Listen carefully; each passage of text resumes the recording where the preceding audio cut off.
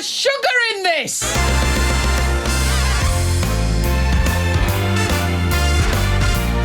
LIZA TARBUCK, BBC Radio 2. Hey there, hi there, ho there. Welcome along. It's a special show tonight. Oh, you said it was going to be last week, Liz. Yeah, and I didn't lie, dear. And, of course, you really are helping me out because reviewing all these messages I've snaffled away has helped me declutter a whole cupboard, and I couldn't feel more grown up, more organised. And I owe you a debt of thanks. Thank you very much, everybody. Lots of the usual topics that sort of turn up. There's going to be quite a few cats, I think. Texty Erits and maybe celeb. There's, you know what? It's a potpourri. As Angela Rippon might say, it's a potpourri. Imagine she does have a potpourri, at least one in her hall or similar. So you might vaguely remember one or two of them if you've been part of the FOTS community for a while. So relax, it is still January, all the work is done, and you can get about your own beeswax and simply enjoy how funny you are. Just shut it, right? I don't need telling twice. Hi everybody, I'm Tom in Conwy. And I'm suffering today after having a glass of wine with my landlady last night. The glasses were the size of a small fishbowl. Anyway, I work with telephones, and during a conversation with a gorgeous middle-aged lady at my work... So actually, the landlady drinks was apropos of nothing. Sorry, missed that. Anyway, I work with telephones, and after a conversation with the gorgeous middle-aged lady at work, she told me that she'd gone ex-directory. Well, nothing unusual there, I thought. Well, you'll never look back, I told her.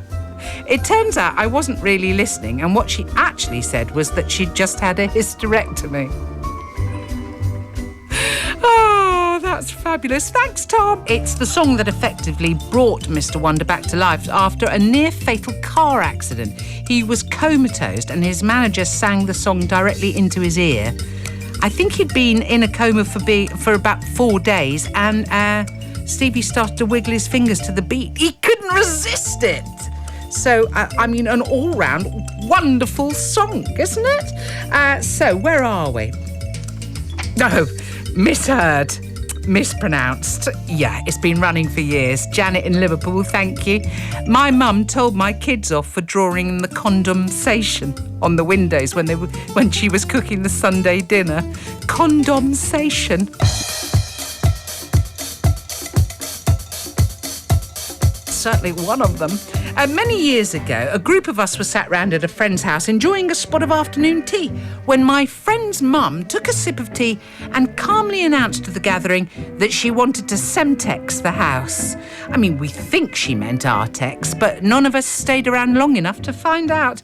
All the best to everyone. Well, she would have said that. This is Kate of Kendal, married to the fabulous Russ. You might know them.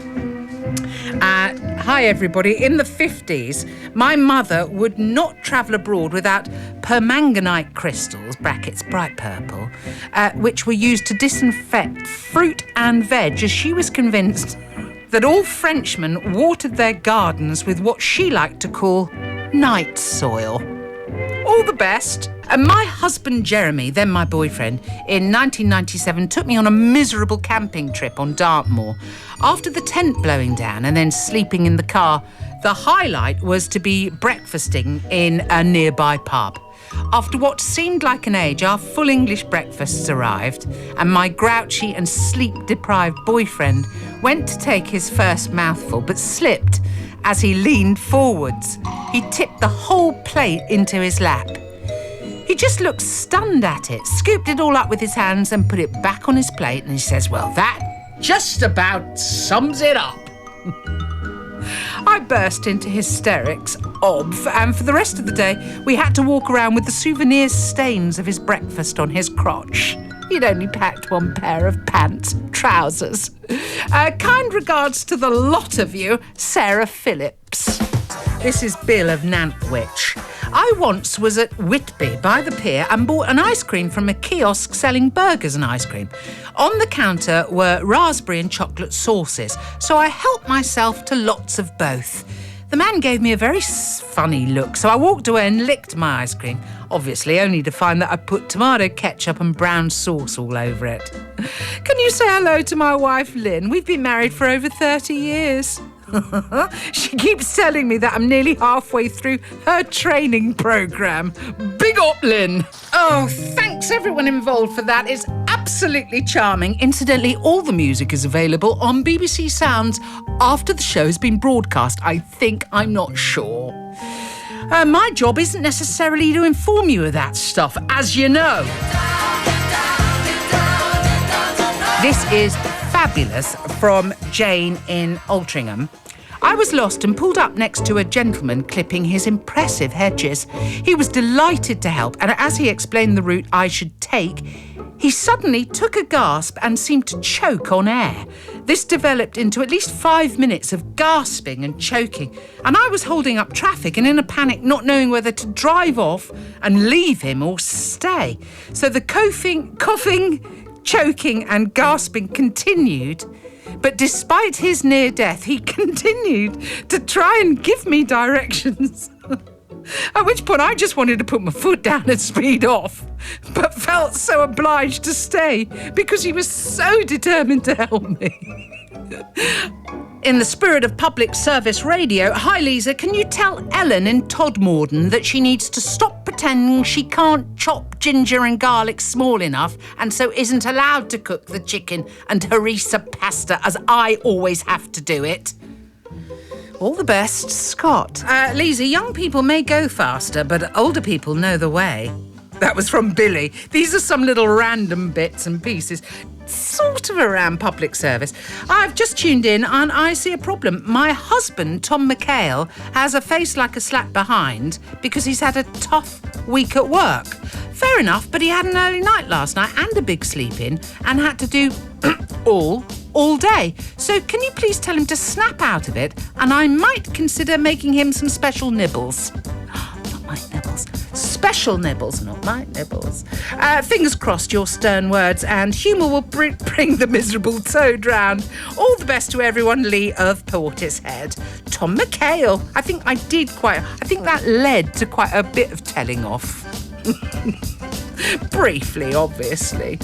I bought a manual cappuccino maker once, and I used it only once after breaking into a sweat after 25 minutes pushing and pulling with only a few bubbles to show for it in my coffee. That's Mike in Bury St Edmunds of Suffolk, which is very nice. I think we were referring to things that take up a lot of space and frankly don't work. Hello everyone, this is Chris of Whitley Bay here. I've instructed my gorgeous husband Nigel to get something easy in for dinner. He's brought all the ingredients for a quiche. Blind baking as I speak. Which part of easy doesn't he get? I bought a little trolley yesterday, Liza. I think, who's this from? Listening to you in Overtown, Scotland. I don't know. Oh, Irene and Scout and Jem the Whippets. Well, let's rectify that. I brought a little trolley yesterday that has filled me with absolute joy. It slides perfectly in between my washing machine and tumble dryer and holds everything you could possibly hope it might. I've even taken a photograph of it to show my friend. She's very happy for me. That's from 2014. Irene had no idea what was coming, and as none of us did, and the joy of being so satisfied that you take a photo. Yeah, old news, Irene. So here's an interesting track. Wilbertross, Big John. This Wilbertross guy is actually Big John's son, and so it's a sort of homage to his dad. I think Big John is quite the hit on TikTok, but I don't know about that. We just heard this song by accident at Christmas when Dad was trying to get something on Alexa, which he kept on calling Sasha. Play Big John! Hi everybody, I bought an all-in-one thingy online. Oh, it looked fabulous on Tinternet Model. Sadly, on me it made me look like a fat plumber, says Kat of Chipping Norton. Oh, we've all been there, darling.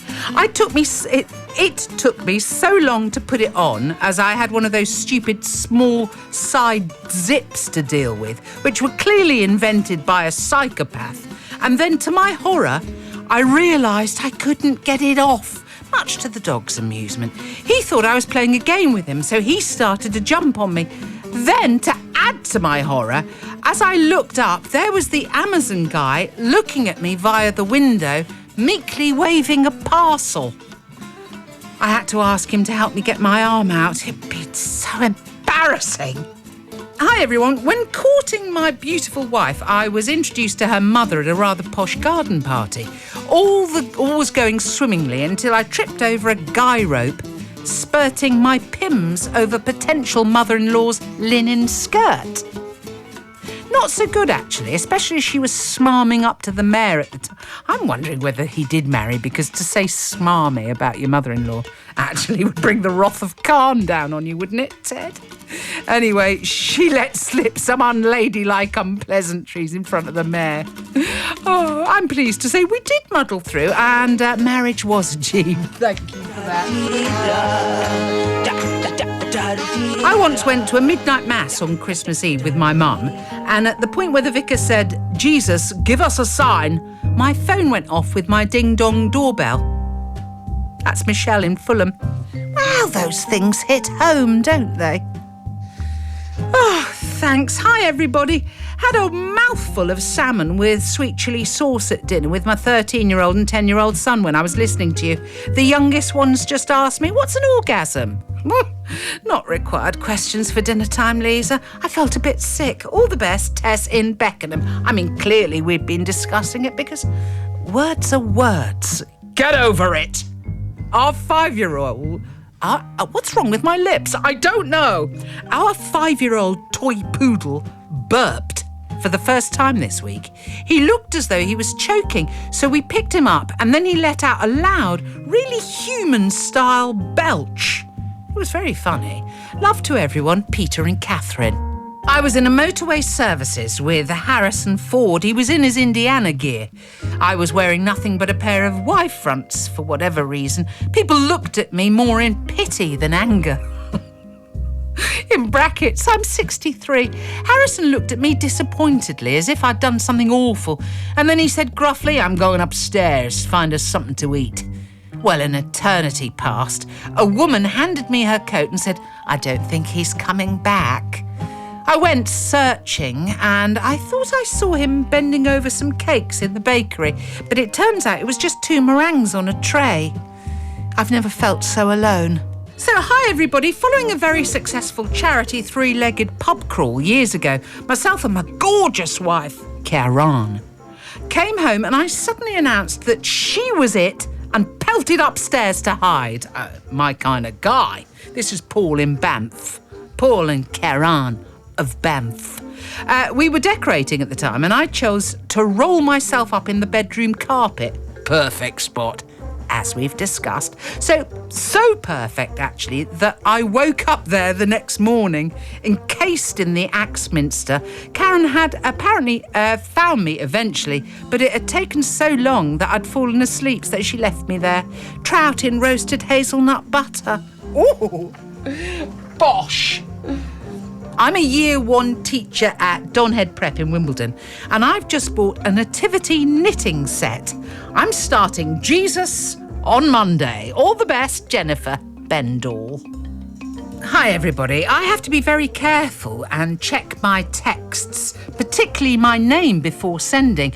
My name is Veronica, and very often I come up as erotica, and nothing could be further from the truth, I can assure you.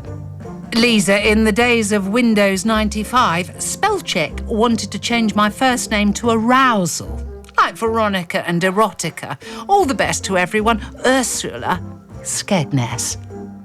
So the next track was Billy Bragg's first hit, and he heard that Radio 1 then, DJ John Peel, was hungry on air, and he rushed away from his job at a petrol station to get Mr. Peel a mushroom biryani. So to say thank you, Peel agreed to play the following track, and frankly, the rest is history. Yeah, we're doing Cats for a bit, so thank you very much, everybody. Oh, actually, 1983, Billy Bragg.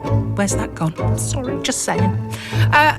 Liza, on the subject of luring cats in, which we were, Yeah, I do remember luring the big white cat into my old flat, but that's another story for another day.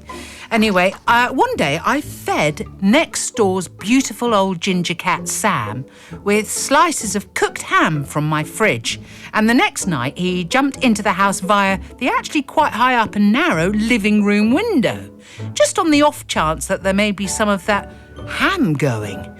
Well, it would have been rude not to shred up the rest of it for him, and he ended up falling asleep in front of Match of the Day. Spaghetti carbonara. For humans, not for cats. That's Jonathan in Stockport, who just for a few days borrowed beautiful ginger Sam. I mean, I think that this is the subject that carried on and started with owners saying, please, would you not feed? It's hard. Sometimes a lonely human needs a little bit of life in their house, and if they've got to borrow it for a few days, feed it a bit of ham, then they're going to do it. Fight me.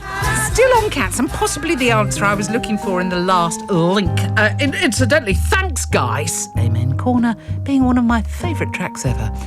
Regarding people who adopt other people's cats, Liza, this is from Alan Cleaver. My friend used to feed bits to a visiting neighbour's cat every morning.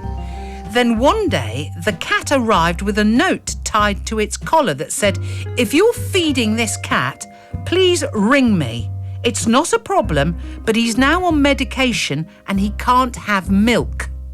So my friend, who was feeling rather guilty, rang the owner and confessed that she had in fact given it a treat every morning. Don't feel so bad, the owner said. It's only 10 o'clock in the morning and you're the 9th person to ring. I kept this next link because I was absolutely intrigued by it and knew that it had appealed to you lot because you'd said it had. But listen, last weekend we were visiting my brother in Osterley. This is from 2020. And walking to his flat, we found a frying pan with a half-cooked egg in it on the pavement, says Cliff of South Petherton, Somerset. It was still there 3 weeks later when we walked back. And it's been an item of extreme speculation as to its origins all week. We're still baffled. That particular night, he was cooking paella for his beautiful wife, Angie, while she cleans the bedroom and remains exotic, obviously. But I was as intrigued about that. I think we then had some answering texts and emails about similar random finds of how it could possibly get there. But maybe that's the way that somebody starts their novel, or, you know, the sort of stuff that you see on a TV show. You say, well, that would never happen. Well, it does.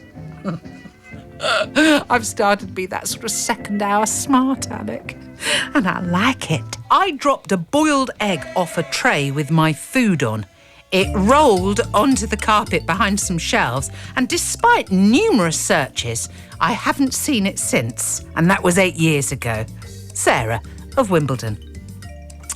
Oh, this is lovely, actually. I once spent 20 minutes talking to the late John Hurt at an awards ceremony. He seemed like a nice guy and had a lot to say. I had literally no idea who he was till people came up to me afterwards in awe, saying, what did Hurty have to say for so long? Who? That's Alex in Nottingham, thank you very much. From years ago, actually. And Liza, this is Alana of Devon. My favourite ancestor, I think I'd been asking when you've been doing your family tree researching, what was the most interesting job you came across? My favourite ancestor is Thomas Picton. He got a bit tipsy at the ball the night before the Battle of Waterloo. He got up late and went to the battle in his top hat and tails. Hi, Liza. My late mum spent her whole life using the wrong words, says Rob Pearson. Like, mix it up to the right constituency. That kind of thing. Her best one, though, was showing a cut glass off to a friend, and she said, if you hold this up to the light, you could see all the colours of the rectum. Shaz in Ambleside took the time to get in touch, and I'm very grateful she did, because I noticed something extremely unusual on Monday, Liza. We were out walking the dogs and I spotted an enormous pig in a field who appeared to be playing with a discarded umbrella.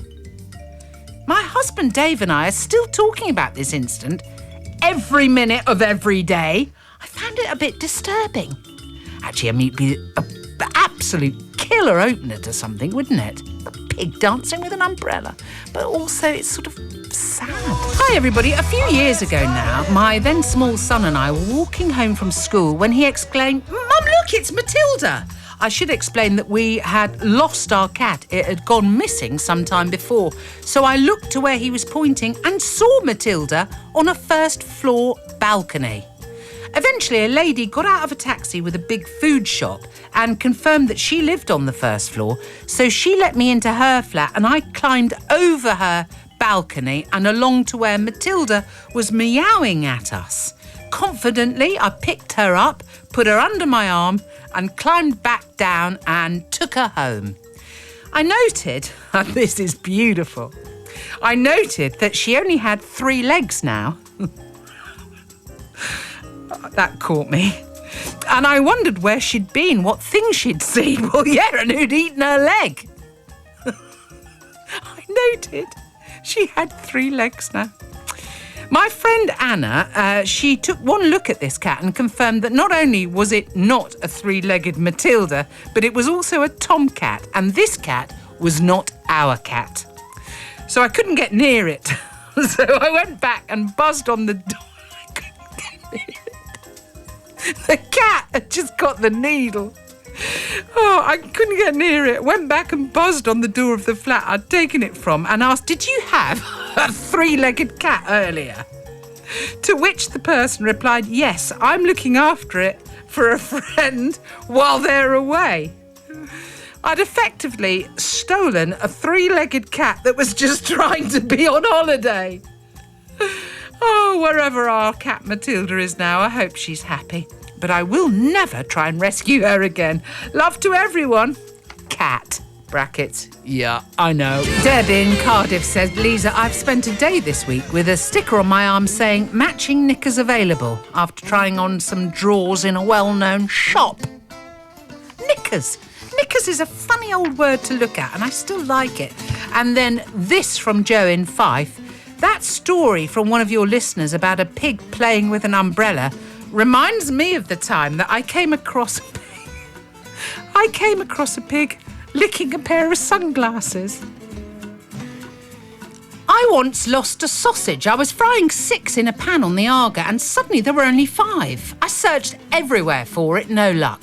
2 days later, I went to put on my oven gloves. I went to put on, not pook on. What the hell am I on about? Some sort of language I've started about. She's speaking in tongues. 2 days later, I went to put on my oven gloves, which were hanging over the handrail of the cooker, and squealed with shock as I felt this foreign body in the glove. Yup, renegade sausage. Fire in the hole. That's Catherine. She's in East Sussex. She's got an Arga. Of course she's in East Sussex. Oh, no, they're big in Cheshire, aren't they? Or are they? I don't know. I think your Northerners are a little bit more practical. I'm just saying. Have I got Arga envy? I don't think so. I don't think I'm envious of much, actually. You know what I mean? Oh, I tell you what, when you and I go out for that drink, we are going to yak it up. Liza, and yak it up sounds like being sick. No, but we're going to talk it up, yeah. Liza, I lost a diamond earring and after months of searching, I gave up hope of ever finding it. So it turned up one day nestled in a pair of my husband's pants. Kate of the Cotswolds. Nestled in his pants. Nice line. I was out delivering shopping this morning and as I finished at one house, the young child said, "Bye, Stinky." That's my kind of kid. Her mother was very apologetic. I was laughing because obviously I'm not stinky. You are, Stinky Dan. I'm drinking wine, I'm drinking wine, I'm drinking wine, I'm drinking wine. Does that count as 4? Now he's referring to a drinking game that somebody else was playing. This is Stinky Dan in Wokingham. I'll root out the drinking. Well, I'll try to. It's carnage here. Many years ago, my dear old dad mislaid his sheepskin driving gloves. He searched high and low and assumed they were lost, only for them to turn up weeks later frozen to a cottage loaf he'd bought and put in the freezer. That's Jane in Bristol. I hope everything's fine with you, kid. I used to have a washing machine called Graham, mainly because it was rubbish and made all my clothes grey, but also because my boss at the time was called Graham and it felt pleasingly disrespectful to name a rubbish washing machine after him. That's Liz Yates of Buckingham. Thank you for that. I was in my local shop waiting to pay when the lady in front of me said to the gent behind the counter, "Oh, what a lovely set of teeth you've got, lovely and straight." "Thank you," he replied. She said, "I've got a set like that, but I only wear them when I go to work." That's Julie in Bedford. You can sort of see why false teeth came up, can't you? This really made me laugh. Chris in Eccleshall. I can't see the year, but I suspect it's quite some time ago. I thought I'd heard all the predictive text mistakes, but a friend's wife recently received a text from a staff member which said, "Sorry, I can't come into work today. I'm in bed with a migrant."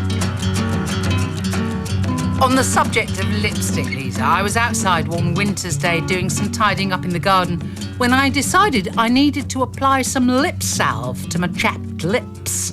So I rootled around in my pocket, got hold of the salve and applied it liberally all around my lips and mouth. Really good thick layer. Yeah, I'm with you. An hour or so later, my husband kindly delivered me a cup of tea and on sight he slowed to a stop and stared. "What have you done? What have you done?" And he asked in a voice bordering on terror. The lip salve I'd applied with such generosity was in fact my scarlet red lippy. Yeah, what have you done? Just there on your own, rubbing it round like a big old clown's lips. Hi, Liza. Someone in my village lost their dog recently and posted it on social media. It said he was a large dog, but a genital... It said he was a large dog, but a genital giant. Oh, God bless you. That is Sandra in Swansea, a genital giant. Enough already. Monica Zetterlund, seeing us out. Oh, you're so lucky. Can I just say thank you to the most marvellous team. I've got Ben, who is frankly shaping up to be a magnificent Albertine Rose. I have got Mark Wilcox, who is using all his expertise and sense and genius on me and will continue to for the rest of the year. And I am blessed with the very beautiful Charlie Mushrooms. This is BBC Radio 2 on the BBC Sounds app on your smartphone and on 88291.